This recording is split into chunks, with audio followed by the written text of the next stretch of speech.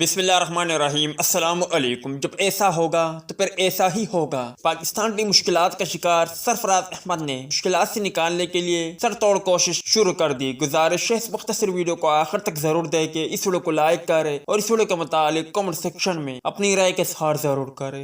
دوستو گیم تو سب کھیلتے ہیں، مگر گیم کھیل کر پیسہ وہی لوگ کما سکتے ہیں جو لوگ اسکرین پر نظر آنے والی ویب سائٹ وولف 777 پر رجسٹر ہوں گے۔ وولف 777 ایشیا کا نمبر 1 ویب سائٹ ہے۔ یہاں پر 500 پلس گیمنگ چینل ہیں، جس میں کرکٹ، فٹ بال، 3 پتی کے علاوہ کئی شامل ہیں۔ رجسٹریشن کرنے پر آپ کو 201 کا بونس ملتا ہے۔ اس کے علاوہ آپ اگر ریفر کروائیں گے، مطلب کہ کس کو جوائن کروائیں گے، تو اس پر بھی آپ کو 501 کا بونس ملے گا۔ اس کے علاوہ ڈپوزٹ کرنے پر بھی آپ کو 5000 کا بونس ملتا ہے۔ مزے کی بات یہ ہے کہ وڈرو ایزی پیسہ جیس کیش کے علاوہ لوکل بینک اکاؤنٹ سے کر سکتے ہو۔ جو لوگ گیم کھیل کر پیسہ کما رہے ہیں، ان کی پروف آپ اسکرین پر دیکھ سکتے ہو۔ ڈائریکٹ کانٹیکٹ کرنے کے لیے آپ بھائیوں کو لنک کامنٹ سیکشن میں مل جائے گی، جو کہ پن کیا ہوا ہے۔ آپ ڈائریکٹ کانٹیکٹ کر سکتے ہو۔ اس کے علاوہ آپ بھائیوں کو ڈسکرپشن میں بھی لنک مل جائے گی، آپ جا کر وہاں پر کانٹیکٹ کر سکتے ہو۔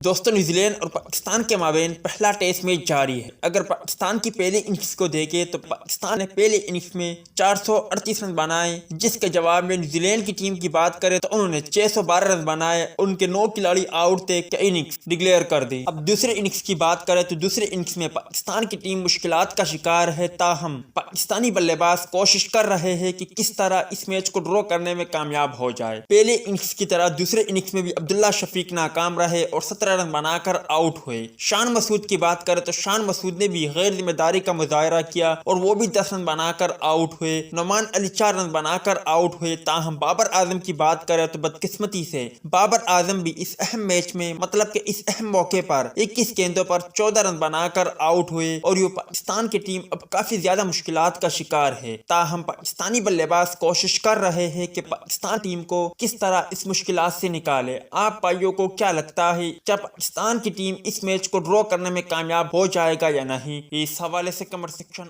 آپ کے کمنٹس کا منتظر رہے۔